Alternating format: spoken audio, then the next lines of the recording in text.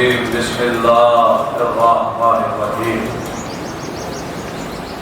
الحمد لله الذي من شرح صدورنا بمحبة رسوله المصطفى خاتم النبيين وطهر قلوبنا بولاية وليه صالح المؤمنين سادات الخلق الأجمعين والصلاة والسلام على رسول الثقلين محبوب رب المشرقين والمغربين جد الحسن والحسين أبي الزهراء أهل الطيبين الطاهرين المعصومين المظلومين والمنتخبين المنتجبين ولعنة الله على أعدائهم أجمعين والغاصبين والمنافقين والكافرين والكاذبين والظالمين والقاتلين من يومنا هذا إلى يوم الدين. أما بعد فقد قال الله تبارك وتعالى في كتابه المبين وأصدق الصادقين وقوله الحق. بسم الله الرحمن الرحيم. لا تقولوا لمن يقتل في سبيل الله أموات بل أحياء ولكن لا تشكرون. صلوات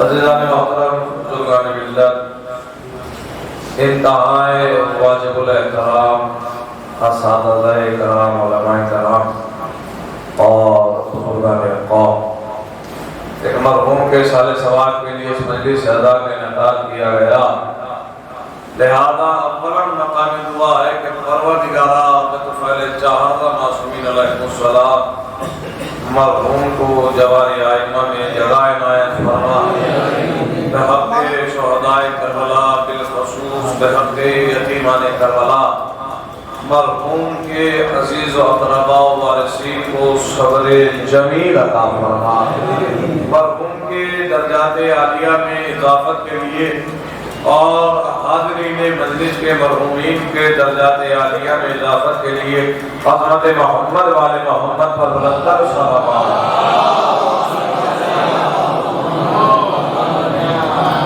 بزرگان قوم، محترم سامعین، ایک مرحوم کے سال ثواب کے لیے مجلس ادا کا انعقاد ہوا، آپ اور ہم جمع ہوئے اس کار عبادت میں تاکہ اس عبادت کے ذریعے مرحوم کے درجات عالیہ میں اضافہ ہو سکے اور زندگی میں وہ سکون جو یہاں حاصل نہ ہو سکا ہو وہ اس دنیا میں حاصل ہو سکے، اور یہی ایک بہترین ذریعہ ماہ رمضان المبارک ایک بابرکت مہینہ ہے کہ جس میں خدا بند عالم کا فضل و کرم اس طرح دریا بہتا ہے کہ روایات میں ملتا ہے کہ یہی وہ مہینہ کہ جس مہینے میں مومن کا سانس لینا بھی عبادت ہے۔ مومن کا شرط یہ ہے کہ مومن کا سانس لینا بھی عبادت ہے، اور اگر مومن سانسوں کے ساتھ عبادت کر رہا ہو تو سونے پہ سوہاگا کہلاتا ہے۔ بہت مختصر سے وقت میں، اس لیے کہ وقت میرے پاس بہت کم ہے، بہت مختصر سے وقت میں کوشش کروں گا کہ آپ کے اذان عالیہ تک چند باتیں پہنچا سکوں، اور یقینی طور پر میرے الفاظ اگر آپ کے ذہن تک پہنچ سکے تو یہ میری خوش نصیبی ہوگی، اور اس سے بھی خصوصی بات کہ اگر میں آیت کا ترجمہ پہنچا سکا تو میرے لیے میری تقریر آسان ہو جائے گی۔ ارشاد الہی ہے بسم اللہ الرحمن الرحیم، لا تقولوا لمن یقتل فی سبیل اللہ اموات۔ دیکھو اللہ خطاب کر رہا ہے اور پابندی لگا رہا ہے ہر کائنات کے شخص کے اوپر کہ دیکھو جو راہ خدا میں قتل کر دیے جائیں انہیں میت نہ کریں۔ لمن یقتل فی سبیل اللہ اموات، جنہیں راہ خدا میں قتل کر دیا جائے انہیں مردہ نہ کہنا، مرا ہوا نہ کہنا، میت نہ کہنا، بل احیاء، وہ سب کے سب زندہ ہیں، ولیکن لا تشعرون، بس آپ کو ان کی زندگی کا شعور نہیں ہے۔ میں نے کہا اگر میں آیت کا ترجمہ پہنچا سکا تو میرے لیے میری تقریر آسان ہو جائے گی۔ جنہیں راہ خدا میں قتل کر دیا جائے، خبردار انہیں مرا ہوا نہ کہنا، انہیں مردہ نہ کہنا، انہیں میت نہ کہنا، وہ سب کے سب زندہ ہے، بل احیاء، وہ سب کے سب زندہ ہے، ولیکن لا تشعرون، بس آپ کو ان کی زندگی کا شعور نہیں ہے۔ حضور یہ خطاب کس کے لیے ہو رہا ہے؟ ان کے لیے جنہوں نے راہ خدا میں اپنی جان قربان کر دی ہو، انہیں اللہ یہ کہہ رہا ہے کہ خبردار تم انہیں میت نہ کہنا بلکہ یہ زندہ ہے۔ حضور جو راہ خدا میں مر جائے اسے شہید کہا جاتا ہے، توجہ کیجئے گا، اسے کیا کہا جاتا ہے؟ شہید۔ اور شہید مرتا نہیں ہے، شہید ہے زندہ۔ اور اللہ ساتھ میں یہ کہہ رہا ہے بس آپ کو ان کی زندگی کا شعور نہیں ہے۔ اس کا مطلب یہ ہے کہ شہید کو سمجھنے کے لیے شعور کا ہونا لازمی ہے۔ بہت سمجھانے میں ہاں پر تمہیدی بڑا ہی اس کا مطلب یہ ہے کہ شہید کو سمجھنے کے لیے شعور کا ہونا ضروری ہے۔ حضور ایام شہادت کا آغاز ہو رہا ہے اور مومنین کے درمیان میں جملہ سر کرنے جا رہا ہوں، شہید کو سمجھنے کے لیے شعور کا ہونا لازمی ہے۔ اس کا مطلب یہ ہے کہ ہم جو یہ کہتے ہیں کہ حسین کل بھی زندہ تھے، حسین آج بھی زندہ ہے، حسین کا ایسا زندہ رہیں گے، ہماری باتوں کو بس وہی سمجھے گا جو شعور رکھتا ہو، اس لیے کہ بے شعور کی سمجھ میں شہادت نہیں آیا کرتی ہے۔ ایک صلوات پڑھیں محمد والے محمد،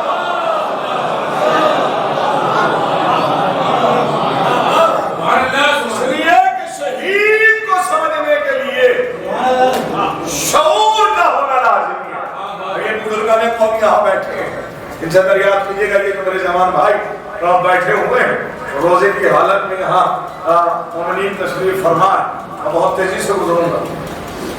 شعور کا ہونا لازمی۔ پوچھا جائے کہ حضور یہ شعور کیا ہے؟ شعور ہے جس کا ہونا لازمی۔ شعور کہتے کسے؟ شعور کرتا کیا؟ حضور شعور بتاتا ہے کہ تہذیب زندگی کیا ہے،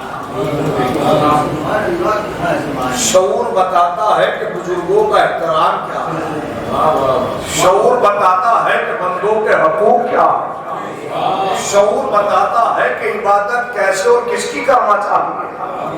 یا اللہ بدل دوں اور میں آسان سے جملے میں وضاحت کرتا ہوں، آپ روزے کی حالت میں ایسے زمانے میں کہ جب لوگ یہ سوچ رہے ہو کہ ہمارے روزے سو کر کٹ جائیں، آپ جا کر دور دراز سے چل کر یہاں تک آئے ہو، اگر کوئی یہ سمجھ رہا ہے کہ ہمیں 4 ویلر لے کر آئی ہے، ہمیں 2 ویلر یہاں تک لے کر آئی ہے، ہمارے پاؤں ہمیں فرش ادا تک لے کر آئے ہیں، تو غلط فہمی ہے۔ یہ آپ کا شعور تھا جو آپ کو فرش ادا تک لایا۔ شعور کرتا کیا ہے؟ آداب زندگی بتاتا ہے، تہذیب زندگی بتاتا ہے، عبادات کے سلیقے عطا کرتا ہے، اسے کہا جاتا ہے شعور۔ اور اسی شعور کی وجہ سے انسان اشرف المخلوقات کے لیول پر آ گئے۔ شاید محسوس کیجیے گا، انسان اس لیے افضل نہیں بنا کہ اس کے پاس 2 آنکھیں، دونوں آنکھیں تو جانوروں کے پاس بھی ہیں۔ انسان اس لیے افضل نہیں بنا کہ وہ چل سکتا ہے، وہ ہل سکتا ہے، وہ سانس لے سکتا ہے، یہ ساری چیزیں تو کائنات میں اور بھی مخلوقات کر رہی ہیں۔ انسان افضل ہی اس لیے بنا کہ وہ شعور رکھتا ہے۔ توجہ کیجیے گا، میں ایک منزل لگا رہا ہوں، یا دنیا میں اور اسے اور آسان کروں، میں اپنے چھوٹے بھائیوں کے لیے وضاحت کروں۔ حضور پوری شریعت نازل ہی صرف صاحب شعور کے لیے ہوئی، بے شعوروں کا شریعت سے کوئی تعلق نہیں۔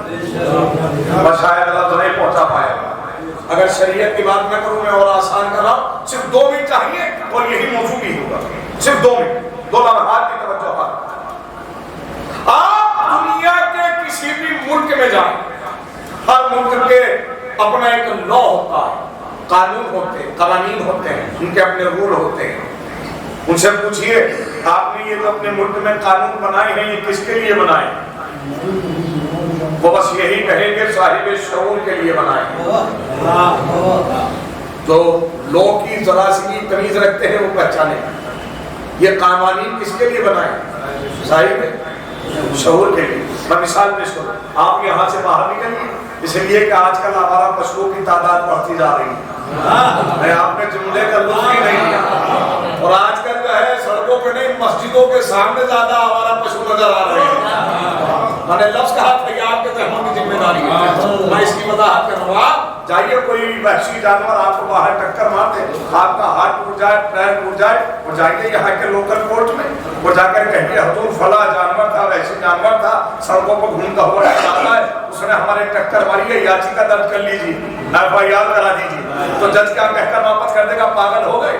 ہمارے سارے قانون انسانوں کے لیے ہیں۔ آپ نے غور نہیں کیا؟ میں اس سے آسان طریقے سے نہیں سمجھا سکتا۔ کیا کہا کہ حضور یعنی انسانوں نے مل کے جو قوانین بنائے اس میں یہ ثابت کر دیا کہ حضور انسان جو ہے وہ صاحب شعور ہوتا ہے اور جانور جو ہے وہ بے شعور ہوتا ہے۔ یہ دنیا کے ہر ملک نے مل کر کیا ثابت کر دیا کہ انسان جو ہے وہ صاحب شعور ہے اور جانور جو ہے وہ بے شعور ہے۔ کم سے کم خود انسان نے اس بات کو تو مانا نا کہ انسان ہوتا ہی وہ ہے جو شعور رکھتا ہو۔ نہیں لفظ نہیں پہنچ رہے ہیں، کہو تو میں یہاں سے موضوع بھی تبدیل ہو سکتا ہے۔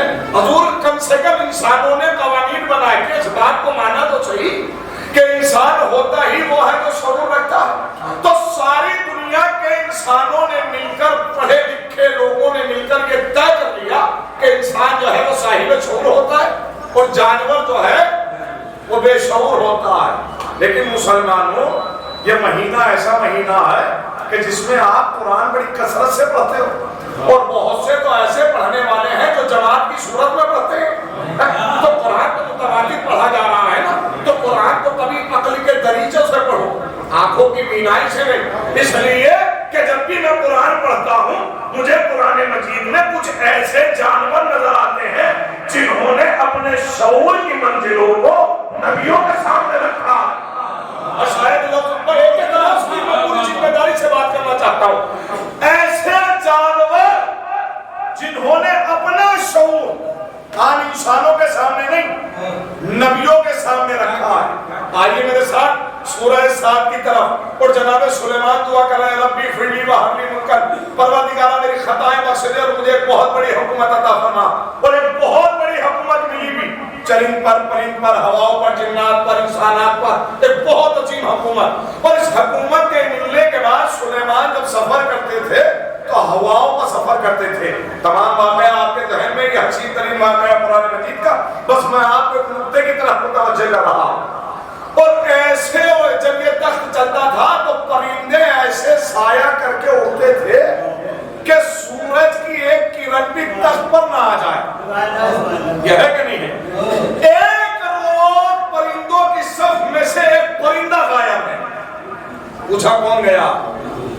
سب جانتے ہیں، ہزار دفعہ آپ نے پڑھا بھی ہوگا، سنا بھی ہوگا، لیکن میں جس کانسیپٹ کو آپ کے ذہن تک پہنچا رہا ہوں بس وہ سمجھنے کی کوشش کیجیے۔ کون غائب تھا؟ حضور ہدہد۔ جناب سلیمان نے بے ساختہ کہا کہ اگر جانے کی صحیح وجہ بیان نہ کی تو سزا کا مستحق۔ میں نے قرآن کا یہ حوالہ دے کر میں نے بات پیش کی، اور اس بات کو پیش کرنے کے لیے پہلے 3 منٹ کی تمہید بنائی۔ نبی کہہ رہے ہیں، نبی اگر جانے کی صحیح وجہ بیان نہ کی تو سزا کا مستحق۔ اور دنیا قانون یہ بنا رہی ہے کہ حضور قانون جو ہے، سزا جو ہے وہ صرف شعور والوں کو ملے گی۔ آپ نے حضور متوجہ نہیں ہوئے، میں نے بڑی تمہید بنائی دی ہے وہ بچانے کے لیے۔ بھائی دنیا کہہ رہی ہے جانور میں شعور ہے، اور نبی پرندے کے لیے کہہ رہے ہیں اگر جانے کی وجہ بیان نہ کی تو اس کا مطلب یہ ہے کہ پرندوں میں بھی شعور ہوتا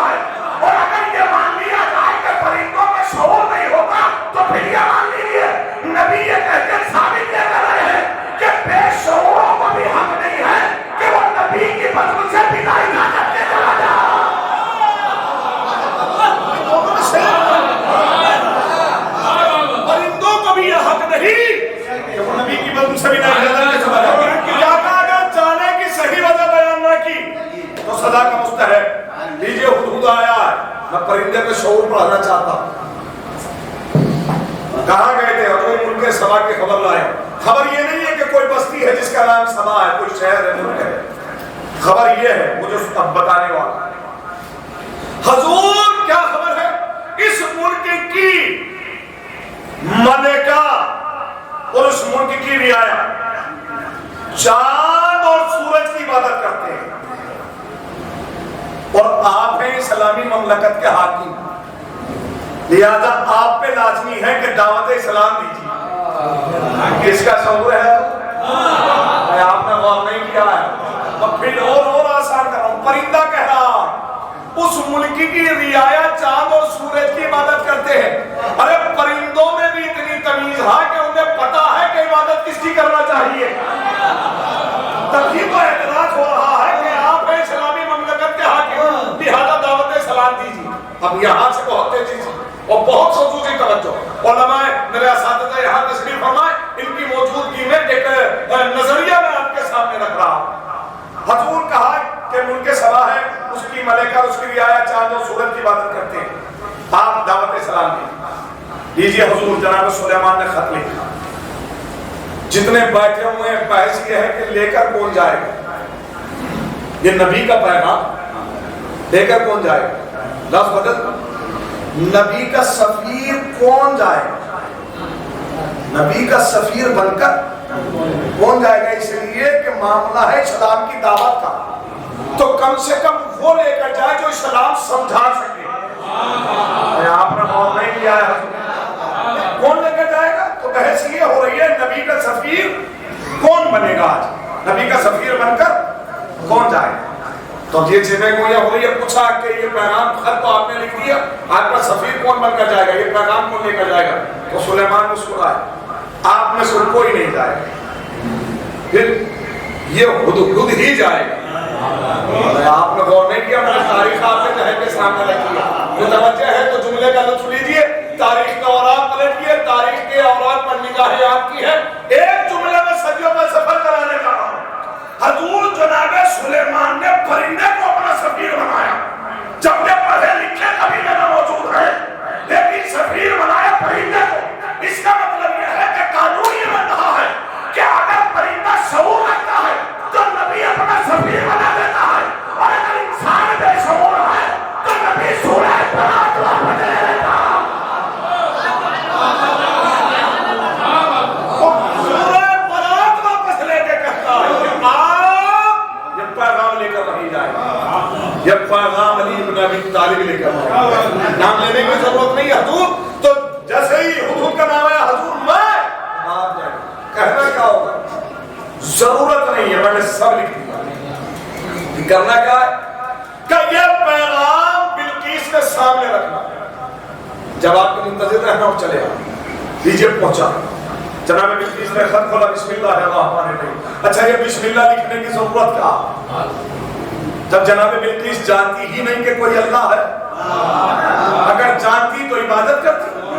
لیکن بسم اللہ لکھنے کی ضرورت کیا ہے؟ ضرورت ہے کیا؟ ضرورت یہ ہے کہ خط پڑھنے والا فوراً سمجھ جائے کہ خط بھیجنے والا کس کی عبادت کرتا ہے. میں نے درس کہا اس کا مطلب کیا؟ گفتگو سے پہلے عقیدوں کا اظہار ہونا چاہیے کہ آپ کس کی جانب سے خطاب کر رہے ہیں. کیا کہا؟ بسم اللہ الرحمن الرحیم. میں اسلامی مملکت کا حاکم سلیمان بن داؤد آپ کو دعوت اسلام دیتا ہوں، لہذا وقت ہے دامن اسلام میں آ جائیے. جناب بلقیس نے خط کو پڑھا. امت میں رعایا نے پوچھا کس کا خط ہے؟ اسلامی مملکت کے حاکم کا خط ہے. کیا ہے؟ اپنے مذہب کی دعوت دے رہے ہیں. تو پوچھا کیا کرنا چاہتے ہیں؟ ملکہ نے رعایا سے پوچھا آپ کا کیا مشورہ ہے؟ توجہ. تو ملکہ کی رعایا نے بس ایک جواب دیا. آپ چاہے انکار کر دیجیے، ہم جنگ کے لیے آمادہ اپنے ساتھ پاؤ. آپ چاہے سلام قبول کر لیجیے، ہم تب بھی آپ کے ساتھ. میں نے لفظ کہا چاند اور سورج کے ماننے والے ہیں، پر اتنا شعور رکھتے ہیں کہ سردار کو چھوڑ کے نہیں جانا چاہیے. میں نے لفظ کہا بھائی آپ کے لہجوں کی ذمہ داری. یعنی اس کا مطلب ہے کہ ہر سردار چلا جائے وہاں چلے جانا چاہیے. یہ تو بے شعور لوگوں کا کام ہے جو یہ کہتے ہیں کہ حضور امت بھاگ گئی تھی تو ہم کیا کرتے. وہ یہ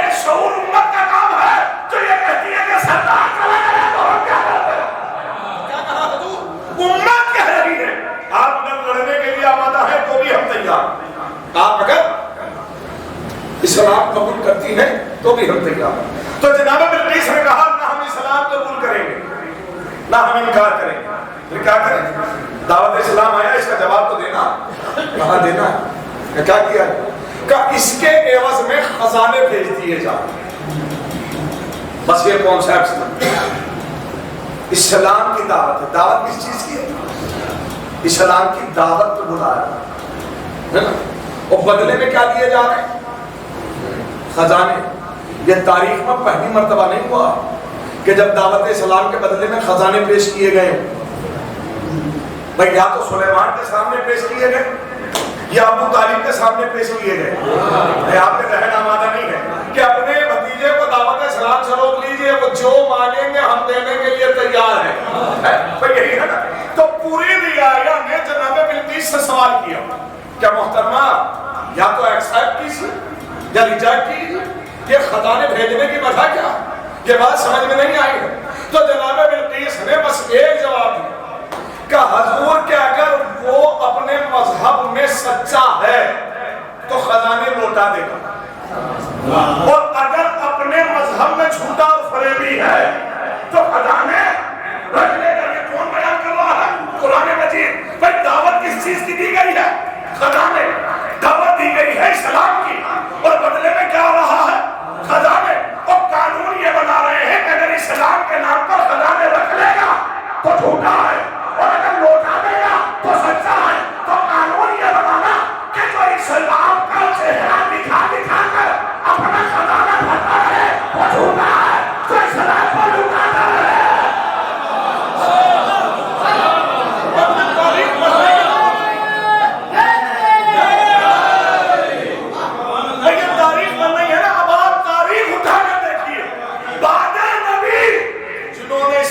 چہرہ دکھا کر اپنی ملکیت کو بڑھایا ہے وہ جھوٹے تھے, جنہوں نے اسلام پہ لٹایا ہے وہ سچے ہیں. جب خزانے بھیجے گئے جناب سلیمان نے وہ خزانے لوٹا دی. دیکھیں بہت تیزی سے بڑھ رہا ہوں, یقین جانیے ایک ایک جملے کی شرح نہیں کر پاؤں گا اس لیے کہ وقت بہت کم ہے. بہت تیزی کے ساتھ جناب سلیمان نے وہ خزانے لوٹا دی. ہدہد سے احبار پوچھا کہ وہاں کا منظر کیا تھا. ہدہد نے بیان کیا یا نبی اللہ اس ملکہ کی رعایا اتنی وفادار ہے کہ اس نے بیک زبان ہو کے کہا کہ اگر آپ جنگ بھی کرنا چاہیں تو بھی ہم جنگ کے لیے آمادہ ہیں. یعنی اپنی طاقت کا اظہار کر رہے ہیں, محسوس کر رہے ہیں اپنی پاور کا اظہار. اب جناب سلیمان نے جیسے یہ سنا کہ وہ جنگ کے لیے بھی آمادہ ہیں تو جناب سلیمان نے کہا کون ہے جو بلقیس کا تخت لے کر آیا؟ سمجھ میں آیا تخت کیوں منایا؟ اس لیے کہ اس طرف سے طاقت دکھائی جا رہی تھی, پاور. اور جناب سلیمان کہہ رہے ہیں کوئی ہے تو یہ تخت لے کر آئے. تخت ہی کیوں منگایا؟ تخت اس لیے منگایا کہ تخت حکومت میں سب سے محفوظ جگہ ہوتا ہے. اور منگا اس لیے رہا ہے کہ جب تم اپنی حکومت کی روح نہ بچا سکے تو کس طاقت میں نہ ہو, ہم سے لڑنے کا ارادہ رکھتے ہو تو کیا کہ کوئی ہے تو یہ تخت لے کر آئے. قالا افریق من الجن, جنوں کی جماعت میں سے ایک جن اٹھا اور اس نے کہا انا آتی کا یا نبی اللہ میں لا کر دیتا ہوں. پوچھا کتنی دیر؟ تو اس جن نے فرمایا ان تقوم من مقامک, آپ اپنی جگہ سے اٹھ نہیں پاؤ گے, وہاں لے آؤ. حضور اٹھنے میں کتنی دیر لگے گی؟ کتنی دیر لگے گی اٹھنے میں اپنی جگہ سے؟ 2 سیکنڈ, 10 سیکنڈ, 20 سیکنڈ, زیادہ ضعیف نہیں ہو 1 منٹ, 1.5 منٹ, 2 منٹ, اس سے زیادہ نہیں. 2 منٹ کا وقت مانگا, میں نے بہت زیادہ وقت بتایا ہے 2 منٹ کا وقت. لیکن سلیمان کہہ رہے ہیں نہیں کوئی ہو. میں کہوں گا جناب سلیمان سے اتنی جلدی کس بات کی؟ 2 منٹ کا وقت بہت زیادہ نہیں ہوتا.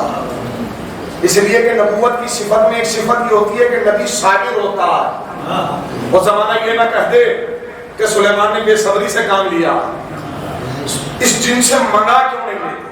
کہ اس لیے نہیں منگا سکتا, اگر جن سے منگا لیا ہوتا تو تاریخ یہ لکھتی اس میں سلیمان کا کمال کیا ہے. یہ تو جن کی طاقت تھی کہ وہ لے آئے. بھائی محفوظ کی جگہ لہذا سلیمان منگا رہے ہیں اپنے جانشین سے. کیوں حضور؟ اس لیے تاکہ زمانے کو یہ پتا چل جائے کہ نبی کا جانشین ہوتا ہی وہ ہے جو وقت کا محتاج نہ ہو. بہت تیزی کے ساتھ سنیے گا مجید نے نام نہیں لیا ہے، نام نہیں لیا ہے قرآن مجید میں، بلکہ اس کی صفت بیان کی، کوالٹی بیان کی۔ وہ کیا کہ وہ اٹھا جس کے پاس کتاب کا مختصر سا علم تھا۔ یہ اس کی کوالٹی ہے۔ قرآن چاہتا تو نام لیتا کہ آصف بن برقیہ ہوتا، لیکن کیا کہا؟ وہ اٹھا جس کے پاس کتاب کا ادنا سا علم، مختصر سا علم۔ یا نبی اللہ میں حاضر، پوچھا کتنی دیر میں؟ کہا آپ اپنی پلک جھپک کر اٹھا نہیں پاؤ گے، میں لے آ جاؤں۔ کتنا ٹائم لگے گا پلک جھپکنے میں؟ 1 سیکنڈ یا اس سے نہیں کم۔ پڑھ چکا میں مجلس، آپ سن چکا، محسوس کیا، روزے سے بیٹھے ہوئے کچھ کے چہرے بتا رہے ہیں کہ یقیناً بنا سہمی کا بھی روزہ ہو سکتا، داد و تحسین سے سب نماز رہے، سب کے اپنے محسوس ہوتا ہے، لیکن جملہ سنیے نا، قرآن نے صفت بیان کی، وہ اٹھا جس کے پاس کتاب کا مختصر سا علم۔ اس نے کہا کہ میں اتنی دیر میں لے آؤں گا کہ آپ پلک جھپک کر اٹھا نہیں پاؤ گے۔ کتنا ٹائم؟ 1 سیکنڈ یا اس سے بھی کم۔ سلیمان کی حکومت ہے فلسطین میں، فلسطین سے ملک سبا کا فاصلہ ہے 1500 میل، 1500 میل جانا ہے، تخت لینا ہے، اور 1500 میل واپس آنا ہے، اور ٹائم کتنا ہے؟ 1 سیکنڈ۔ اب اگر جاگ رہے ہیں تو جملہ کہنے جا رہا ہے، کیا آج تک قرآن کی آیت پڑھ کر کسی مسلمان نے اعتراض کیا کہ حضور اتنے سے ٹائم میں اتنی دور کیسے چلے گئے؟ بہت سے کھانے میں ہیں آپ، قربان نہ ہوتے آپ کی سوالوں پہ۔ ارے آج تک کسی مفتی نے مفکر نے کہا ہو کہ 1 سیکنڈ میں 3000 میل کا ڈاؤن 4500 کلومیٹر 1 سیکنڈ میں کیسے چلے گئے؟ پوچھئے مسلمانوں سے تو بڑا چوڑا ہو کے کہے گا حضور آپ نے نہیں پڑھا، اس کے بعد کتاب کا اتنا سے علم تھا، پڑھنے کے اندر ہم بھی تو یہی کہہ رہے ہیں۔ ارے جس کے بعد تھوڑا سا علم تھا وہ تو چلا گیا، اور جس کے سینے پہ قرآن نازل ہوا ارے وہ سمجھ گیا۔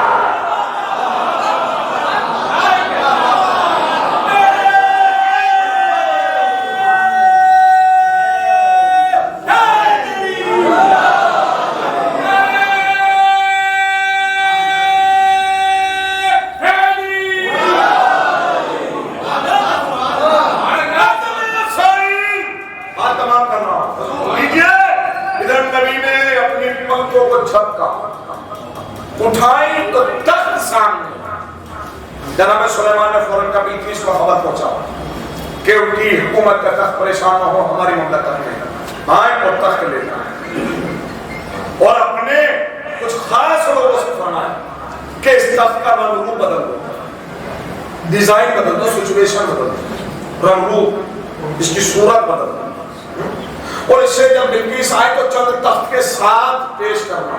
ہم دیکھنا یہ چاہتے ہیں کہ رنگ روپ بدلنے کے بعد بھی بلقیس اپنی ملکیت کو پہچانتی ہے کہ نہیں؟ لیجیے حضور، جب جناب بلقیس تک یہ پیغام پہنچا اور بلقیس جب وہاں سے چلی، اب یہ میں تحقیق پیش کر رہا ہوں۔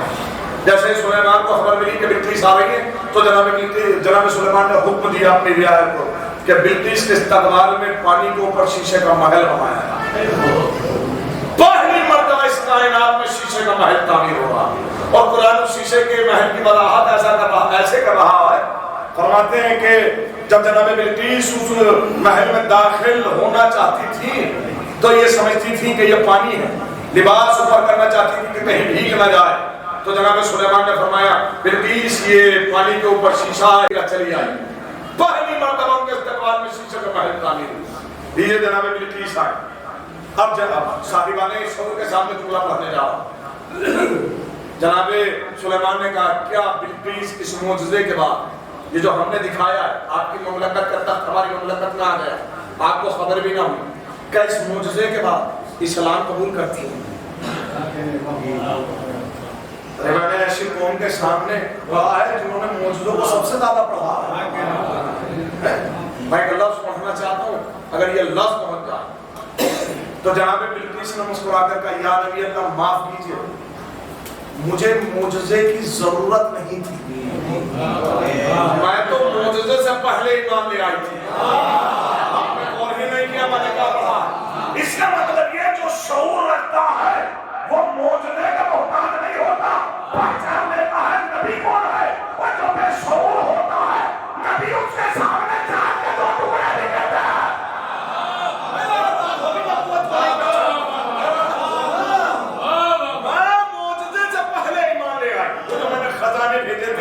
بات کا امتحان تھا، لہذا میں اور میری رعایا آپ پر معجزہ سے پہلے ہی مان لیا ہے۔ لیجیے مملکت اسلامی میں اضافہ ہو گئے، ایک پوری بستی مسلمان ہو گئی۔ اور کیا میں نے یہ حسین واقعہ، اور اب آپ سے سوال کر رہا ہوں، اس پوری بستی کے مسلمان ہونے کا کریڈٹ کسے ملا؟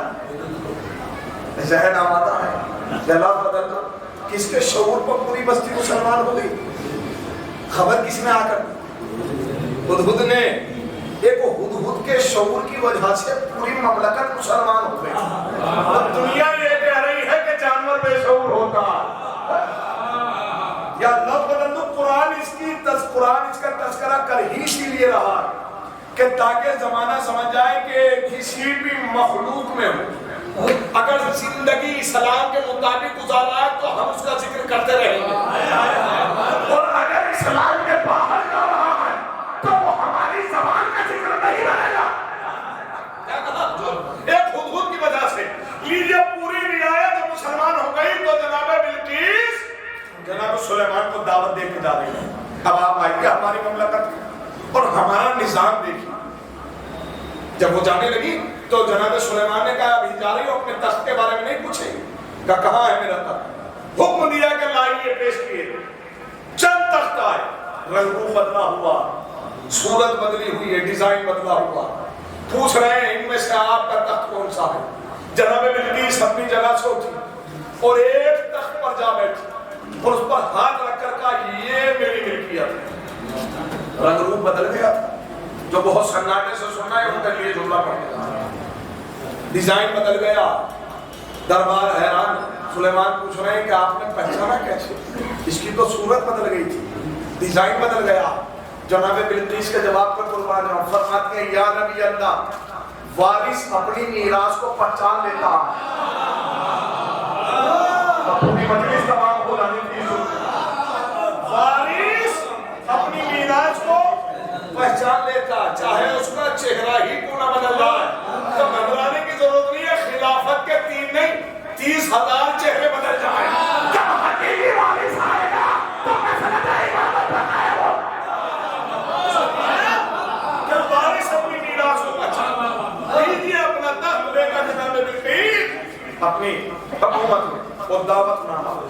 اب سلیمان کی ذمہ داری ہے کہ مملکت بلقیس کی طرف جا، پہلی مرتبہ حکم دیا تو سب آمادہ ہو گئے۔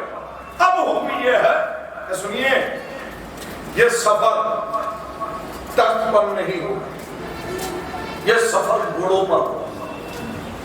اب یہ قرآن مجید میں چونکہ جانور کا شعور پڑھ رہا ہوں، آخری بات مجلس تمام ہوئی ہے۔ حضور اس گھوڑوں کے سفر پر سلیمان نکلے، قرآن ذکر کر رہا ایک جانور، اتنے ادنا سے جانور کا جو بہت متوجہ ہو جائے تو نظر آ جائے، جسے چینٹی کہا جاتا ہے، اور یہ چینٹیوں کا شعور ہے کہ اپنے نام سے قرآن مجید میں پورا سورہ منگا لیا۔ میں آپ نے اس جملے کا لطف نہیں لیا، میں ایسے پیش کروں کہ اگر لوگ شہر کے لوکل اخبار کے فرنٹ پیج پر کسی کا فوٹو آ جائے نا تو پورے ہفتے واٹس ایپ پہ چلاتا، پورے مہینے فیس بک پہ فارورڈ کراتا کہ پیپر میں ہمارا فوٹو آیا تھا۔ کتنے خوش نصیب ہے وہ لوگ جن کا کائنات کی سب سے بڑی کتاب میں پورا نام سے سورہ آ رہا، جسے سورہ نمل کہا جاتا ہے۔ سلیمان وادی نمل سے گزرے، قالت، ایک چیٹی نے کہا، یا ایھا النمل، اے چیٹیوں اپنے مسکن میں داخل ہو جاؤ، لا یحطمنکم سلیمانو وجنودہ، کہیں سلیمان اور ان کا لشکر ہمیں کچل، ہم لا یشعرون، بے شعوری کے عالم میں۔ حضور یہی تو منصور، یہی تو پڑھنے کے لیے ہمارے قرآن کی آیت پڑھی ہے، کہیں سلیمان اور ان کا لشکر ہمیں کچل نہ دے، ہم لا یشعرون، بے شعوری کے عالم میں، یعنی انہیں ہم نظر بھی نہ آئے اور پیروں کے نیچے آ کر کچلے جائیں۔ قربان جاؤ، جیسے ہی یہ فطرہ اس نے کہا، جناب سلیمان نے سنا قرآن کے لفظ فَتَبَسَّمَ وَضَاحِكًا، سلیمان پہلے تو مسکرائے، وَضَاحِكًا دونوں لفظ ہے قرآن مجید میں پے در پے۔ ضاحکاً کہتے ہیں کھل کر ہنسنے کو، دہاکے مار کے ہنسنے کو، پہلے مسکرائے اور پھر ہنسے، اور پھر کہا ہوا کو حکم دیا کہ اس چیٹی کو میرے ہاتھوں پہ بلند کیا۔ ہوا آئی، لاکھوں کروڑوں چیٹیوں میں سے ہوا نے اس چیٹی کو اٹھایا اور نبی کے ہاتھوں پر آیا۔ دنیا کے کسی بھی ذاکر میں وہ طاقت نہیں ہے کہ وہ لفظوں سے منظر دکھا سکے۔ میں کوشش کروں گا کہ یہ کنسیپٹ میں سمجھا سکوں۔ جناب سلیمان نے ہوا کو حکم دیا، ہوا، اس کا مطلب یہ ہے کہ پہلی دلالت تو یہ بنتی ہے کہ ہوا جو ہے وہ معصوم کے تابع ہوتی ہے۔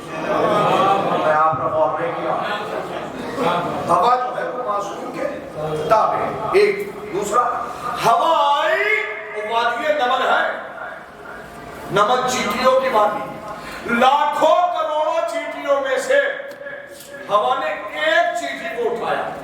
میں پھر پڑھ رہا ہوں، لاکھوں کروڑوں چیٹیوں میں سے ہوا نے ایک چیٹی کو اٹھایا۔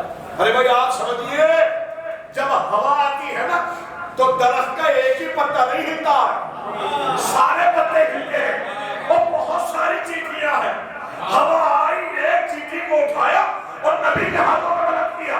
تو پوچھو مسلمانوں سے، اسی چیٹی کو تو بلند کیا؟ تو سب یہی کہتے ہیں اس لیے کہ یہ چیٹی چیٹیوں کی سردار تھی، اس لیے نبی کے ہاتھوں میں بلند کیا۔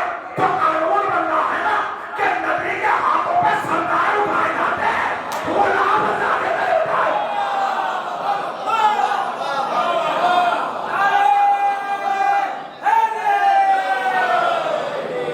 حضور کیا کہا اسی چیٹی کو؟ وہ جناب سلیمان خطاب کلام کر رہے ہیں۔ کیا تمہیں یہ لگتا تھا کہ میں اور میرا لشکر آپ کو کچل دے گا؟ سلیمان کا لشکر دیکھیے، سلیمان کے لشکر میں کوئی منافق نہیں، کوئی چور نہیں، کوئی آدھی رقم میں ناکہ خرید کر ڈبل رقم میں بیچنے والا نہیں، کوئی جھوٹ بولنے والے نہیں، کوئی آیت منگانے کے لیے حالت رکوع میں 40 دن تک زکات دینے والے نہیں، سب پاک و منزہ کتاب گزار۔ یہ سلیمان کے لشکر ہے۔ جناب سلیمان پوچھ رہے کہ تمہیں لگتا تھا؟ یا نبی اللہ بالکل نہیں۔ تو کہا کہ میں آپ کا تعارف کرا رہی تھی۔ پتہ نہیں یہ لفظ پوچھے گئے نہیں پوچھے۔ حضور میں بتانا یہ چاہ رہی تھی کہ اللہ کا نبی آ رہا اور صفت یہ قائم کرنا چاہتی تھی کہ زمانے کو پتہ چل جائے کہ نبی ہوتا ہی وہ ہے جو پیر کے نیچے کی مخلوق کا بھی خیال رکھتا ہو۔ میں تو اپنی قوم کو آپ کا تعارف کرا رہی تھی کہ دیکھو اللہ کا نبی آ رہا، آپ بھی کو تعارف کرا رہی تھی۔ کہا حضور اس لیے کہ میں اپنے قبیلے کی سردار، یہ میری بات سنتے بھی ہیں اور مانتے بھی ہیں، لہٰذا میں نے کہا داخل ہو جاؤ تو سب داخل ہو گئے۔ ارے جانوروں میں بھی اتنی تمیز ہے کہ اگر سردار کہے کہ آ جاؤ تو چلے آؤ۔ لفظ کہا تھا یہ آپ کے جانوروں کے قبیلے میں اتنی تہذیب ہے کہ اگر سردار کہے آ جاؤ تو آ جاؤ، سردار کہے کہ چلے جاؤ تو چلے جاؤ۔ لیکن سنیے گا محسوس، آپ اپنے قبیلے میں سردار ہیں، میں کتاب کا نام، تفسیر کا نام تفسیر جامع آیت اللہ ابراہیم بلوجردی سورہ نمل کی اس آیت کی لا یحتملنکم کی آیت کی شرح میں لکھتے ہیں، پڑھئے تفسیر۔ کہتے ہیں کہ جناب سلیمان نے میثاق کا کہا، یا نبی اللہ، جناب سلیمان نے کہا، چیٹی نے جیسے کہا کہ میں اپنے قبیلے کی سردار ہوں، تو جناب سلیمان نے میثاق کا کہا۔ اس کا مطلب یہ ہے کہ آپ اپنے قبیلے میں سب سے افضل ہیں، چونکہ آپ سردار ہیں تو آپ اپنے قبیلے میں سب سے افضل ہیں۔ تو اب چیٹی مسکرائی اور اس نے کہا یا نبی اللہ معاف کیجئے گا، آج میں اپنے ہی قبیلے میں نہیں بلکہ آپ کے قبیلے میں بھی آپ کے بعد سب سے افضل ہوں۔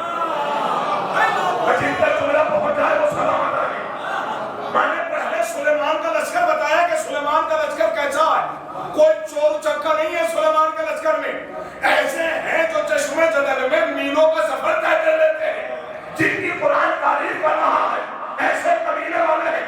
اور چیٹی کہہ رہی ہے میں آج اپنے ہی قبیلے میں نہیں بلکہ آج آپ کے بعد آپ کے قبیلے میں بھی سب سے افضل ہوں۔ پوچھا کیسے؟ کہ اس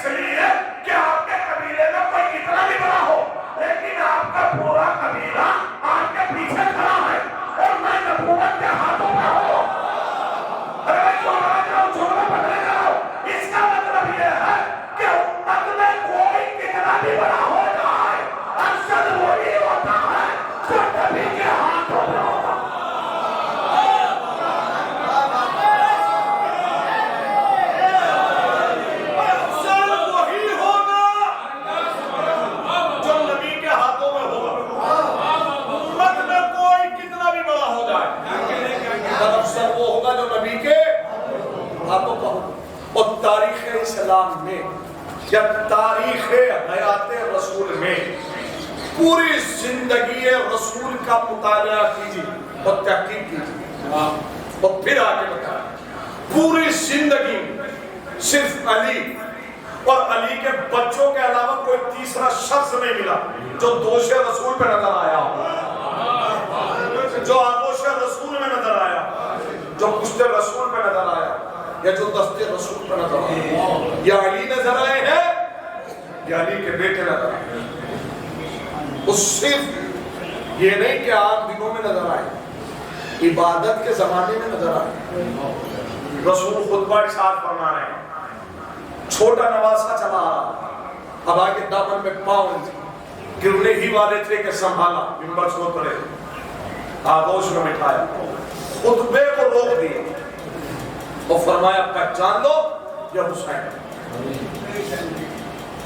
سنہ 8 ہجری میں فتح مکہ کے موقع پر اپنے دوست پر علی کو بلند کر کے بتایا کہ پہچان لو کہ یہ کون. عید کے روز ناکا بن کر گھر سے نکلے ہیں صحن مسجد تک، زمانے کو بتایا پہچان لو یہ حسنین. مسجد نبوی میں منبر صلی اللہ علیہ وسلم فرمایا فاطمہ میرے جگر کا ٹکڑا. کوئی مقام ایسا ہے جہاں رسول نے اہل بیت کا تعارف نہ کرایا، جہاں نہ بتایا ہو کہ یہ کون ہے، یہ کون ہے، یہ کون. لیکن مقام افسوس، صد افسوس، جتنا زیادہ تعارف رسول نے اہل بیت کا کرایا ہے اتنا ہی زیادہ ظلم امت نے اہل بیت پر پایا. جتنا تعارف کرایا اتنا ہی ظلم امت نے اہل بیت پر پایا. جب انتقال ہوتا ہے آپ بھی بزرگان قوم جو اس منزلوں تک ہیں کہ جن کے ساتھ ان کی زندگی کے تجربے ہیں، احساس عمر کے اس حصے تک آ گئے کہ جہاں نازک سے نازک احساس دل کو چھو کے نکلتا، اس لیے کہ احساس شعور میں تبدیل ہو چکا. اس کو پوچھئے کہ جب کسی کے، یا آپ نے اپنی آنکھوں سے دیکھا جب کسی کے گھر میں موت ہو جاتی، اگر باپ کا انتقال ہوا ہے تو باپ کے جنازے پہ سب سے زیادہ تڑپنے والی ذات بیٹی ہوتی ہے. روایات میں ہے کہ بیٹیاں باپ کے جنازے کی رونق ہیں. لیکن وہ رسول کہ جو انسانوں کو تہذیب زندگی عطا کر کے گیا ہے، جو بتا کے گیا ہو کہ سلیقہ کسی کہتے ہیں، جس نے اپنی امت کو بتایا ہو کہ آداب کسی کہتے ہیں، جو وہ اس دنیا سے گیا. جب ان کی بیٹی اپنے بابا کو یاد کر کے تڑپ کے روتی تھی تو امت والے کہتے تھے فاطمہ یا دن میں رویا کرو یا رات میں رویا کرو. درگاہ میں بیٹھ کر آپ مجلس کریں، محسوس کریں. بہت دیر مسائل نہیں پڑھنا، کسی کی شہادت نہیں پڑھنا چاہتا، لیکن 2-3 فکرے باپ اور بیٹی کے مطابق پڑھنا چاہتا. اس لیے کہ مرثیہ ہمارے علی شاہ بھائی کے باپ اور بیٹی کا باپ ہے. بس انہوں نے کربلا والا منظر پیش کیا، نہ مدینے والا منظر پیش کیا. محسوس کیا قیامت کا فکرہ ہے. اس سے زیادہ مسائل پڑھنے کی ضرورت نہیں. یقینی کسے کہتے ہیں جناب سیدہ کہ بس اس فطرے سے ظاہر ہوتا ہے. اس لیے کہ بیٹی جب بھی باپ کو یاد کر کے کچھ کہنا چاہتی ہے نا تو بی بی بس ایک جملہ ہر بات پہ کہتی تھی، بابا آپ کے بعد. مجھے نہیں پتا اس میں کتنی کیفیت ہے. اس مظلومیت کو پہچان، اس سے آگے پڑھنے کی ضرورت ہے. بس اس کیفیت کو محسوس کیجیے، بابا آپ کے بعد، آپ کے بعد، آپ کے بعد. بابا ہم پر اتنی مصیبتیں ٹوٹی، اگر یہ دل پہ ٹوٹ جاتی تو اس کے بعد بابا آپ کے بعد آپ کی بیٹی فاطمہ ایسے ہوگی جیسے رات کے سناٹے میں کسی درخت کی شاخ پر بیٹھ کر کوئی پوری پرندہ ہو.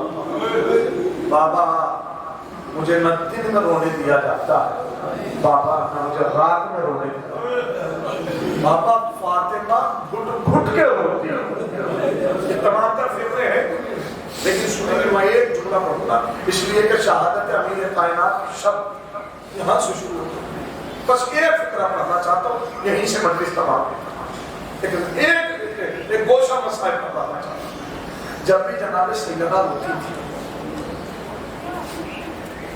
وہ جو کسی جنگ میں بھی غمگین نہ ہوا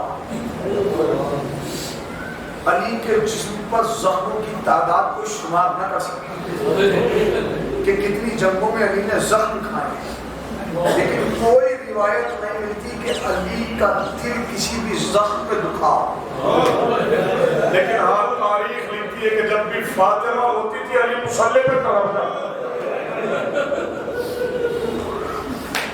میں شہادت نہیں پڑھنا چاہتا بس دو تین لفظ یاد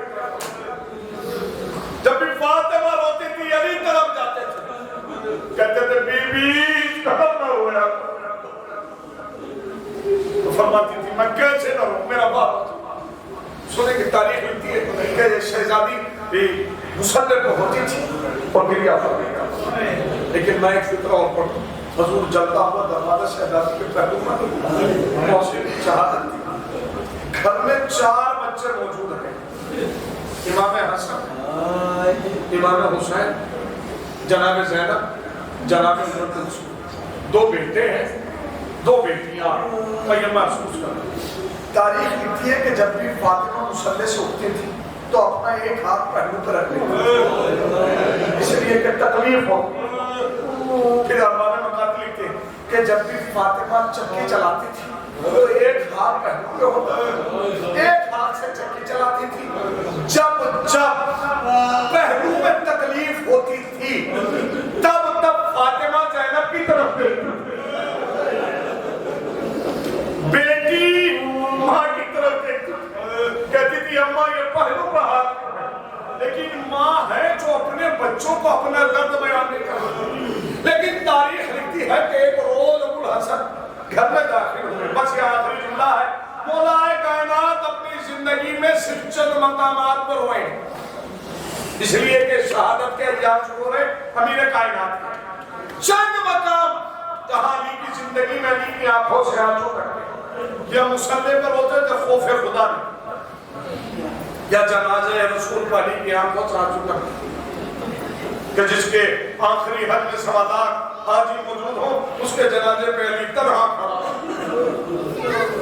ایک روز مولا کائنات گھر میں داخل شہزادی نے پوچھ لیا یا علی میں نے سنا ہے لوگوں نے تمہیں سلام کرنا چھوڑا علی رونے لگے لوگوں نے فرمایا فاطمہ آپ سلام کی بات کر رہے ہیں اگر علی کسی کو سلام بھی کرتا تو علی کے سلام کا جواب دینا چھوڑا بس آخری جملہ سن لیجئے ایک روز مسجد نبوی میں سلمان بیٹھے ہوئے کمبر پہنو میں بیٹھے ہوئے سلمان کہتے ہیں کمبر سے کمبر سلمان کی آنکھوں میں آنسو کمبر نے پوچھا سلمان رونے کی وجہ سلمان کہتے ہیں کمبر میں نے علی کو زندگی میں صرف چند مقام پر روتے ہوئے دیکھا ایک تفصیل رسالت مہار ایک جب جلتا ہوا دروازہ شہزادی کے پہلو پہ گرایا فرمایا لیکن ایک مقام اور ہے جہاں میں نے روتے ہوئے دیکھا کہ وہ کون سا مقام ہے کہ حسن فاطمہ کا بس کمبر مجھے وہ لمحہ یاد آ گیا مجھ سے رہا نہ ہے میری آنکھوں کر کے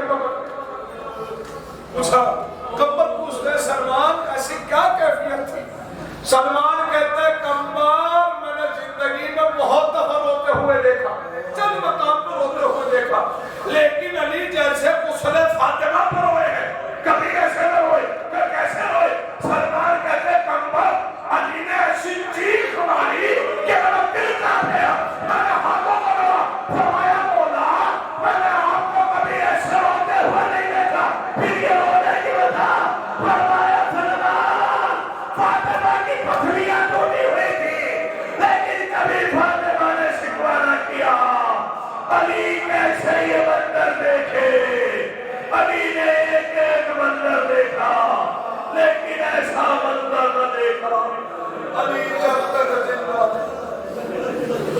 فاطمہ کی پسلیوں کا حسن انا للہ و انا الیہ راجعون. نظر میں قضا ہی و تسلیم علیہ. ایک مرتبہ